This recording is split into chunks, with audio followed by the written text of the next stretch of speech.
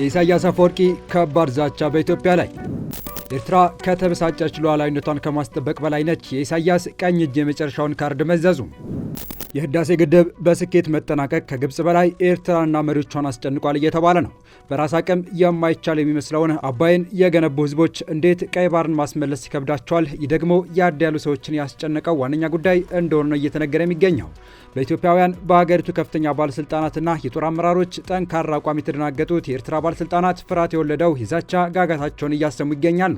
አሁንም የመንግስታቸው አቋም ብቻቸውን የሚያንጸባርቁት የማስታወቂያ ሚኒስትሩ የማነ ገብረ መስቀል ዛቻ አዘል መልእክታቸውን ለጠቅላዩና ለኢትዮጵያውያን ልከዋል። ለመሆኑ ሰውየው ስለ ኢትዮጵያና ስለ ጠቅላይ ሚኒስትር አብይ አህመድ የተናገሩት ምንድን ነው?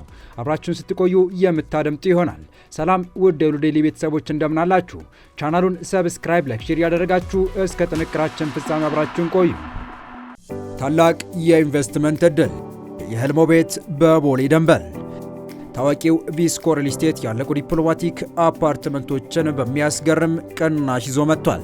ሰሚ ፊኒሽድ እና ሙሉ በሙሉ ያለቁ ፉል ፊኒሽድ አፓርትመንቶችን በአዲስ አበባ መሃል በቦሌ ደንበል የራሱ የሆኑ ዲጂታል ካርታ ያላቸው በጥራት የተሰሩና ሰፊ ክፍሎች ያሏቸው ቤቶች የሆኑ ለውስን ቀናት ብቻ የባል ቅናሽ አዘጋጅተናል። የ153 እና 167 ካሬ ሜትር ቤቶችን በ4.5 ሚሊዮን ብር ቅናሽ 25% ቅድመ ክፍያ በመክፈል የቤት ባለቤት መሆን ይችላሉ። ቀሪውን እስከ 2 ዓመት እየኖሩበት ወይም አከራይተው መክፈል ይችላሉ። ቢኖሩበት በምቾት ቢያከራዩት ለዲፕሎማቶች በዶላር መልሰው ቢሸጡ ደግሞ ከፍተኛ ትርፍ ያገኛሉ። አፓርትመንታችን ሰፊ ሎቢ፣ የቆሻሻ ማስወገጃ ቦታ፣ የደህንነት ካሜራዎች፣ በቂ የመኪና ማቆሚያ እና የመሰብሰቢያ አዳራሽ ያለው ሰፊ ቴራስ ይዟል። የህልሞ ቤት ዛሬውኑ ይጠብቆታል። ለበለጠ መረጃ በ0985 51 8379 ወይም በ0972 46 9774 ይደውሉ። ቪስኮ ሪል ስቴት። አሰብ የኢትዮጵያ የቀይ ባህር ግዛት ነው። የኢትዮጵያም ህልውና ነው። በኢትዮጵያ ጉዳይ የመወሰን መብት ባልነበረው የሽግግር ቡድን አሳልፎ የተሰጠ ራስ ገዝ የባህር በራችን ነው። በዚህም ብዙ ሀገራት በእናንተ ድክመት ነው እስካሁን ያልተመለሰው እንጂ እስካሁን መቆየት ያልነበረበት ነው ይሉናል። አሁን ላይ የቀይ ባህር ጉዳይ የህልውናችን ጉዳይ ሆኗል። ለህልውናችን ስንልም የትኛውንም ዋጋ ከፍለን አሰብን እናስመልሰዋለን። ይህ ንግግር በኢትዮጵያውያን ከፍተኛ ባለስልጣናትና በከፍተኛ የጦር አመራሮች ዘንድ ከሰሞኑ በስፋት ሲነገር የነበረ ቃል ነው። ይህ ንግግርም የኤርትራን ባለስልጣናት እንቅልፍ ከነሳ ሰነባብቷል። ታዲያ ይህ ቃል ከኢትዮጵያውያን ባለስልጣናት በተደጋጋሚ እየተነገረ እንቅልፍ የነሳቸው ያሉ ሰዎች የመጨረሻ ያሉትን የማስጠንቀቂያ መልእክት ወደ 4 ኪሎ አሻግረዋል። የኤርትራው አፈቀላጤ የአንጋፋውና የአምባገነኑ ሰው የኢሳያስ ቀኝ እጅ የሆኑት የኤርትራ ማስታወቂያ ሚኒስቴር የማነ ገብረ መስቀል የአብይ አህመድ ንግግሮች ተግባራዊ ቢሆኑ በመላው አፍሪካ የፓንዶራ ቦክስን ይከፍታሉ በማለት ነው ጠቅላዩ ላይ ጠንካራ ትችታቸውና ኢትዮጵያ ላይ ደግሞ ፍርሃት የወለደው የድፍረት ንግግራቸውን በኤክስ ገጻቸው ያሰፈሩት። የአብይ አህመድ ንግግሮች ተግባራዊ ቢሆኑ በመላው አፍሪካ የፓንዶራ ቦክስን ይከፍታሉ። ኢትዮጵያ የአፍሪካ መንግስታዊነት መሰረት ለመቀልበስ ትፈልጋለች። የቅኝ ግዛት ዘመን ድንበሮች በሁሉም የአፍሪካ ሀገሮች ተቀባይነት አግኝተው ተጠብቀው የማያልቁ ግጭቶችን ለመከላከል የታሪክ መብት ጥያቄን መሰረት በማድረግ ኢትዮጵያ በአንድ ወገን ድንበሯን ማስተካከል ከቻለች ሌሎች ሀገሮችም ተመሳሳይ ድርጊት እንዳይፈጽሙ ምን ያግዳቸዋል ያሉ ሲሆን ከውስጥ ግጭቶች ጋር እየታገለ ያለው መላው አህጉሯ ወደ ትርምስ ትገባለች በማለት ገልጸዋል። የአብይ አህመድ መንግስት የባህርን ታሪካዊ መብት በመጥቀስ የአሰብን ጥያቄ ህጋዊ ለማድረግ ሞክሯል ያሉት የማነ ይትረካ ግን የታሪክና የዓለም አቀፍ ህግን ግልጽና የማይመቹ እውነታዎችን ችላ ይላል። ከቅኝ ግዛት በኋላ ያሉትን የአብዛኞቹ ሀገራት ሉዓላዊነት የሚያጎነጽፈውን መርህ አዳዲስ ግዛቶችን የቅኝ ግዛት አስተዳደራዊ ድንበሮችን እንዲወርሱ ይደነግጋል። ኤርትራ ልክ እንደ አብዛኞቹ የአፍሪካ ሀገራት በእነዚህ የቅኝ ግዛት ድንበሮች የሚገለጽ ሉዓላዊነት አላት ያሉ ሲሆን ይህ ደግሞ መቀመጫውን በኢትዮጵያ ያደረገው የአፍሪካ ህብረት የተመሰረተበት መርህ ነው ሲሉ ገልጸዋል። ሲቀጥሉም ይህንን እውነታ ኢትዮጵያ ራሷ ደጋግማ ተቀብላለች ያሉ ሲሆን እንደ አውሮፓውያን አቆጣጠር በ1900 በ1902 እና በ1908 ኤርትራ ድንበሯን የከለለችበት እንደ አውሮፓውያን አቆጣጠር በ1993 ህዝቦቿ በተባበሩት መንግስታት በተደረገ ህዝበ ውሳኔ ህዝቦቿ ለነጻነት በከፍተኛ ድምፅ ሲመርጡ ሉዓላዊ የመንግስታቱ ድርጅት አባል ሀገር ሆናለች ብለው ኢትዮጵያም ልክ እንደ ሁሉም የተባበሩት መንግስታት ድርጅት አባል ሀገራት የኤርትራን ህዝበ ውሳኔና የሉዓላዊ መብቷን እንደ ነጻ ሀገር በዛን ወቅት አውቃለች ሲሉ አክለዋል። የ2000 የአልጀርስ ስምምነት በሁለቱ ሀገራት መካከል የነበረውን የድንበር ጦርነት ያስቆመውና በ2018 በሳውዲ አረቢያና በአስመራ የተፈረመው የሰላም ስምምነትም የኤርትራን ሉዓላዊነት፣ የግዛት አንድነት አረጋግጧል ብለዋል። ኢትዮጵያ በዓለም ብቸኛዋ ወደብ የሌላት አገር አይደለችም ያሉት የማስታወቂያ ሚኒስትሩ እንደ ኡዝቤኪስታን ያሉ ድርብ ወደብ የሌላቸው ጨምሮ 44 ሌሎች ሀገራት አሉ። እነዚህ ሀገራት ከባህር ዳርቻ ጎረቤቶቻቸው ጋር በጋራ ስምምነትና ትብብር ያደርጋሉ። የመተላለፊያ መብቶችን ለማስከበር በዲፕሎማሲያዊ ግንኙነትና በዓለም አቀፍ ስምምነቶች ላይ የተመሰረቱ ናቸው ሲሉ ገልጸዋል። ኢትዮጵያም ከቦሊቪያና ከቺሊ ልምድ መማር ትችላለች ያሉት የማነ ከ100 ለሚበልጡ ዓመታት ቦሊቪያ ከ19ኛው መቶ ክፍለ ዘመን የፓሲፊክ ጦርነት በኋላ ቺሊ የነበራትን የፓሲፊክ ውቅያኖስን የመጠቀም ሉዓላዊ መብት እንዳላት ጠይቃለች። ቦሊቪያ ቺሊ ለእሷ ሉዓላዊ የሆነ ኮሪደር የመደራደር ህጋዊ ግዴታ እንዳለባት በመግለጿ ጉዳዩን ወደ ዓለም አቀፍ የፍትህ ፍርድ ቤት አይሲጂ ወሰደች።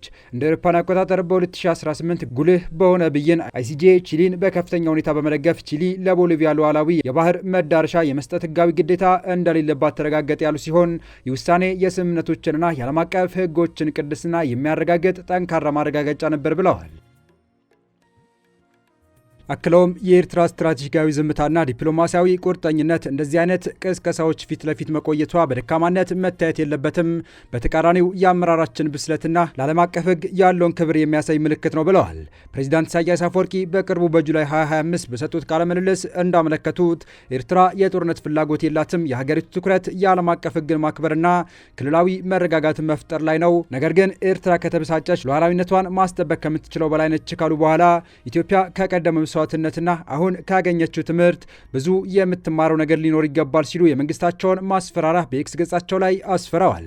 በጥንቷ ግሪክ አፈ ታሪክ ስለሚነገረው የንጉስ ሚዳስን ታሪክና ስለ ሊካኦን አንስተው ጠቅላይ ሚኒስትር አብይ አህመድን ከንጉሶች ጋር ሊያመሳስሉና የቀይ ባህር ወይም የአሰብ ፍላጎት የጠቅላዩ ብቻ እንደሆነ ለመግለጽ የጣሩት የማነ የሚዳስ ወርቃማ ንክኪ ሀብትን ሳይሆን ረሃብን እንዳመጣለትና የሊካኦን ሀርቢስ ወደ አረመናዊ ህልውና እንዳመራ ሁሉ ይህ ወርቃማ ወደብ መፈለግ ብልጽግናን ሳይሆን የክልል አለመረጋጋትንና የሰዎችን ስቃይ ሊያመጣ ይችላል በማለት ዝተዋል። ክልላችን በቀላሉ የማይችለው ጅልና አደገኛ ምኞት ነው በማለት ያከሉት የማነ የኢትዮጵያ አመራር ከድርጊቱ የማይቆጠብ ከሆነ ልክ እንደ ጥንት ነገስታቶች በጸጸት ይኖራል ሲሉ ተናግረዋል። የኤርትራው አፈቀላጤ ከህዳሴ ግድብ በድል መጠናቀቅ በኋላ ኤርትራ ላይ የፈጠረውን ስጋት ባንጸባረቁበት በዚህ ልጥፋቸው ላይ የቀይ ባህር መሻት የገዢው ፓርቲ ብቻ አድርገው ለማቅረብ እየሞከሩ ሲሆን መሬት ላይ ያለው እውነታ ግን መላው ኢትዮጵያዊ አሰብ ከእጁ እንደተነጠቀ ሀብቱ ቆጥሮ ግድቡን ገንብተን ጨርሰናል፣ አሁን ጉዞ ወደ አሰብ ላይ እያለ ይገኛል። ዛሬ እነዚህ ሁለት ጥንታውያን እርግማኖች የኢትዮጵያ ጠቅላይ ሚኒስትር አብይ አህመድ የኤርትራን የአሰብ ወደብ አስመልክቶ በተናገሩት ንግግር ውስጥ በዘመናዊ መልኩ አስተጋብቷል ያሉት የማነ በጉልበትም ሆነ በድርድር ይህን ወደብ ለማግኘት ያደረገው ውሳኔ ልክ እንደ ሚዳሳና ሊካኦን ህይወት ሰጪ ግንኙነቶችንና ሰላምን ወደ ከባድ ቀዝቃዛና ዋጋ ቢስ ሁኔታ ለመቀየር የሚያሰጋ አደገኛ አካሄድ ነው በማለት አስጠንቅቀዋል። የአብይ ወደብ በምንም አይነት ወጪ ማሳደድ የተሳሳተ ኢኮኖሚ ፍላጎት ብቻ አይደለም፣ የክልላዊ መረጋጋት መዋቅር የመብጣጥስና አሰቃቂ ሂሳብን የሚጋብዝ የሀብት ድርጊት ነው ሲሉ አብራርተዋል። አሰብ የኢትዮጵያ የቀይ ባህር ግዛት ነው፣ የኢትዮጵያም ህልውና ነው። በኢትዮጵያ ጉዳይ የመወሰን መብት ባልነበረው የሽግግር ቡድን አሳልፎ የተሰጠ ራስ ገዝ የባህር በራችን ነው። በዚህም ብዙ ሀገራት በእናንተ ድክመት ነው እስካሁን ያልተመለሰው እንጂ እስካሁን መቆየት ያልነበረበት ነው ይላሉ። ይህ የአደባባይ ሚስጥር ነው። አሁን ሁሉም ኢትዮጵያዊ የህዳሴ ግድቡን ተረባርቦ በራስ አቅም እንደጨረሰው ሁሉ የብዙ የዓለም ሀገራትና የዓለም ህግ ድጋፍ ያለው የባህር በር ጥያቄ የማይመለስበት አንዳችም ምክንያት እንደሌለ ሁሉም የሚያምንበት ጉዳይ ከሆነ ሰነባብቷል። አባይ ከተቻለ ቀይ ባህርም ይቻላል። ይህ የሁሉም ኢትዮጵያዊ መፈክር ሆኗል። በዚህም የተነሳ አስመራ ላይ ኢትዮጵያ የህዳሴ ግድቡን በአራቱም ማዕዘን የተወረወረባት ድንጋይ ሳያደናቅፋት በጽናት ተጋፍጣ ካሳካች የቀይ ባህርን ጉዳይ የማታሳካበት ምንም ምክንያት የለም የሚለው ፕሬዚዳንት ኢሳያስንና ካቢናቸውን ያስደነገጠ ጉዳይ ከሆነ ቀናት ተቆጥረዋል። ከሰሞኑ የአስመራ መረጃ ነፍናፊዎች ሹክ ያሉት መረጃ እንደሚጠቁመው ከሆነ የህዳሴ ግድቡ መጠናቀቅ ለኢትዮጵያውያን ከሰጠው ደስታ ያልተናነሰ የደስታ ስሜት ለኤርትራ ህዝብም እየሰጠ ቢሆንም ባዲያሎ ቤተ መንግስት ዙሪያ ግን አደገኛ የማንቂያ ደውል እንዲያቃጭል አድርጓል የተባለ ሲሆን ከአንጋፋው ፕሬዚዳንት ወደ አፎም አማካሪዎች አንደበት ተሰማ የተባለው ምክር ደግሞ ይህንኑ የሚያጠናክር ሆኗል የተባለው።